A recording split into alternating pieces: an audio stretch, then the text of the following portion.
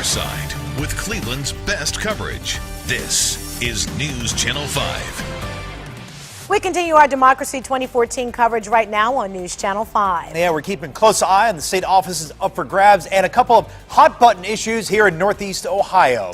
And we're doing it all with team coverage all across the Buckeye State with crews in Columbus watching the governor's race and John Kosick watching things on the national front here in the newsroom. We've also got reporters and anchors here in Cleveland bringing you the results and reaction on local races and the issues everyone wants to know about. Those, of course, Chris, we know are the traffic camera amendments being voted on in 2 local cities. Yeah, a yes vote in Cleveland would ban the use of unmanned traffic cameras to issue citations. And so far, the yes vote is winning heavily. Voters in Maple Heights deciding on the same thing, and that issue is passing as well. We have in-depth coverage of what these votes mean for both cities in just a few minutes. An easy win for a number of our state leaders, including Governor John Kasich. The Associated Press declaring him the winner over challenger Ed Fitzgerald just minutes after the polls closed.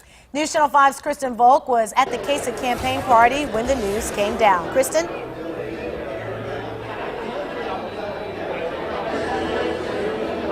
Ohio Republicans have a lot to celebrate tonight. They have once again taken over all of the statewide executive offices. That makes this the 5th GOP sweep in the past 6 statewide elections. John Kasich, re-elected governor. Mike DeWine will be Attorney General. John Husted, Secretary of State. Dave Yost, Auditor. And results are just in for Josh Mandel. He will be Treasurer again. All of them re-elected.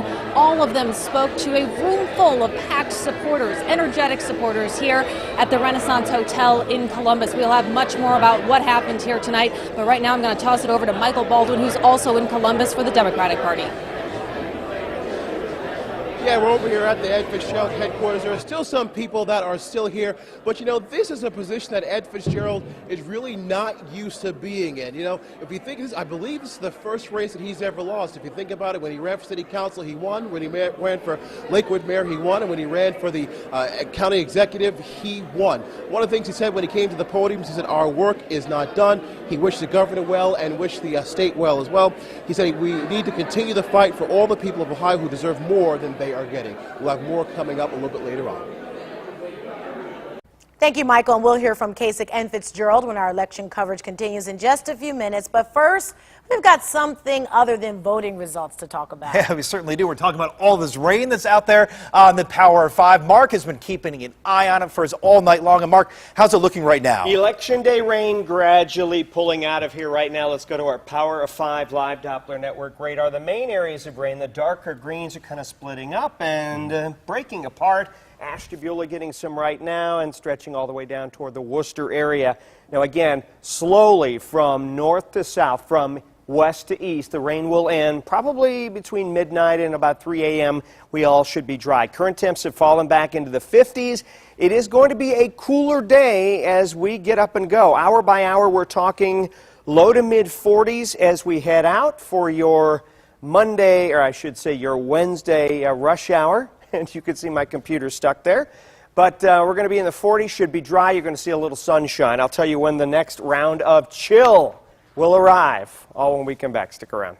And back now to our Democracy 2014 coverage and the hottest issue out there tonight, certainly those traffic cameras. Will they continue to dish out tickets to speeders? That's what voters in 2 Northeast Ohio communities decided at the polls tonight. Good morning, Cleveland's Josh Booth digging into the results.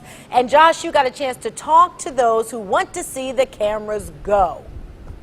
Yeah, that's right. And they are very, very pleased tonight. Danita, a decisive win. Of course, we're still waiting for the numbers to come in, but all the numbers we've seen so far are very much in their favor. It looks like cameras like the one here that you can see next to me here in downtown Cleveland will be a thing of the past. I want to show you the hard numbers, though. Let's get right to those. Very important. Right now in Cleveland, 77% of the voters are for changing how these cameras operate, meaning uniformed police officers would have to man these cams, which the city won't likely do because it's going to cost a lot of money. So they'll be taken down likely. 22% want to keep these cameras in Cleveland the way they are. Maple Heights, though, also voting today on this. 74% want the cameras removed, while 26% want them to stay. Now, I just caught up with a group of people, as you mentioned. They're against these traffic cameras, and though these results are unofficial tonight, they are celebrating. At least we will be, there won't be the potential for due process violations that there was with the cameras, and there are ways to make roads safer without running such a high risk of punishing innocent people. Okay, the question now then, when will these cameras stop issuing tickets? That's going to have to wait until after these votes are certified. That could take a couple of weeks. Live in Cleveland tonight, I'm Josh Booth, News Channel 5. Back into you guys. If Cleveland cameras go away, it will cost the city big time. News Channel 5 Chief Investigator Ron Regan has been digging into the contract, and it's bad news for Cleveland. If we lose $6 million in revenue, we will have to cut $6 million.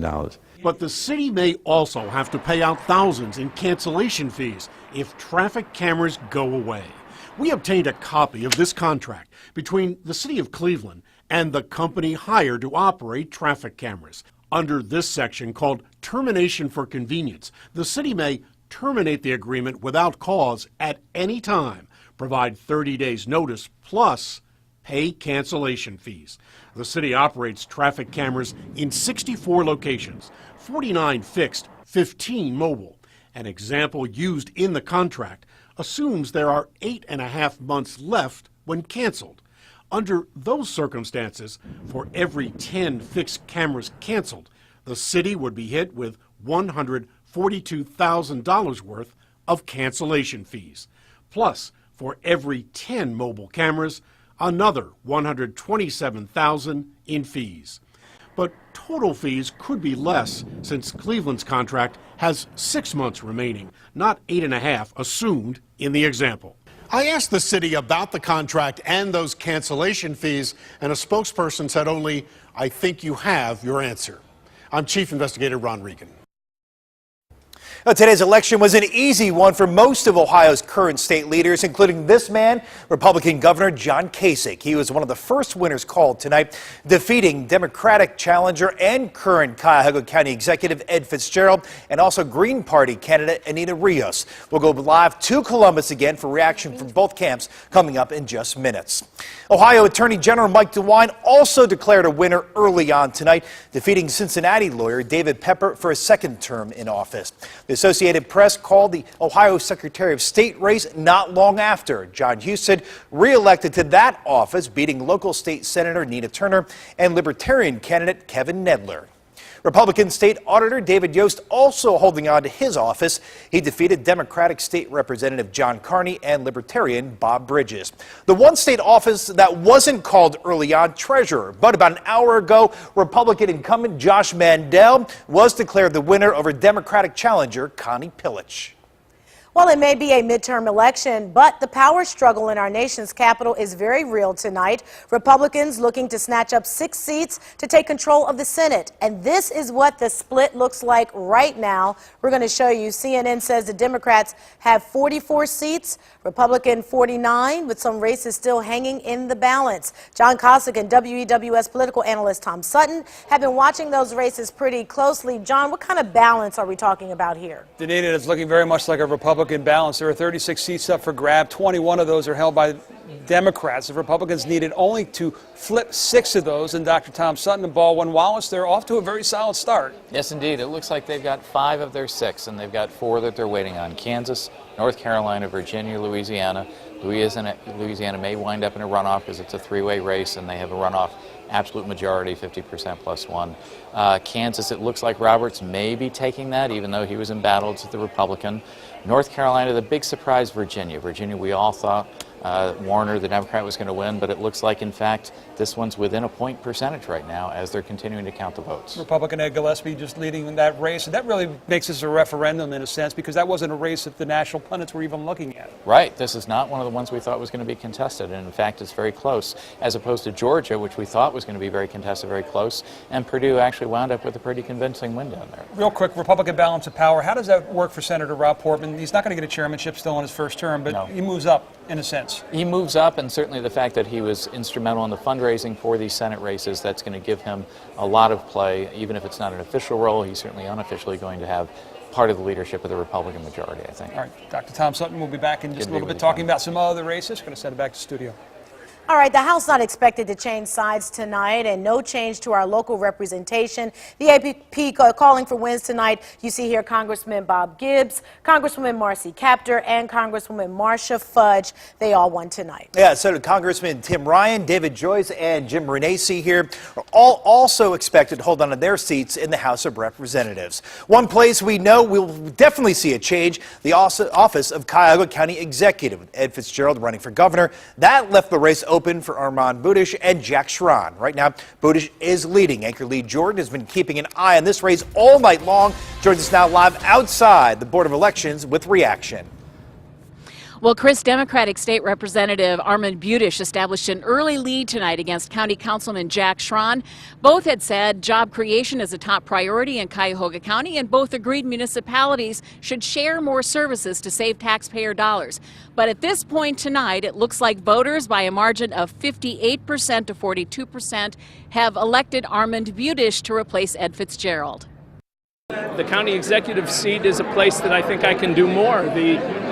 This is an exciting time. The county's on a roll. There's a lot of good momentum, and the next county executive's job will be to build on that momentum, to make sure that we build an economic powerhouse here in Cuyahoga County. Budish will take office at a critical time in Cuyahoga County. Last week, you recall, council voted to spend $50 million to demolish 5,000 condemned homes in Cuyahoga County. Urban blight, job creation, new businesses, all big issues for the new county executive. In Cleveland, Lee Jordan, News Channel 5. Well, we just learned another issue before Cleveland voters, the $200 million bond issue and tax levy for the Cleveland Metropolitan School District passed. The money will go to building improvements. We aren't done with our Democracy 2014 election coverage. Coming up at 11:14, we're going to go live to Columbus for reaction from both Governor John Kasich and Ed Fitzgerald on the governor's race. And just minutes later, John Kasich and Tom Sutton will break down what tonight's win could mean for Kasich's future. And of course, you can get up-to-the-minute election results right now on our Newsnet 5 app. And in other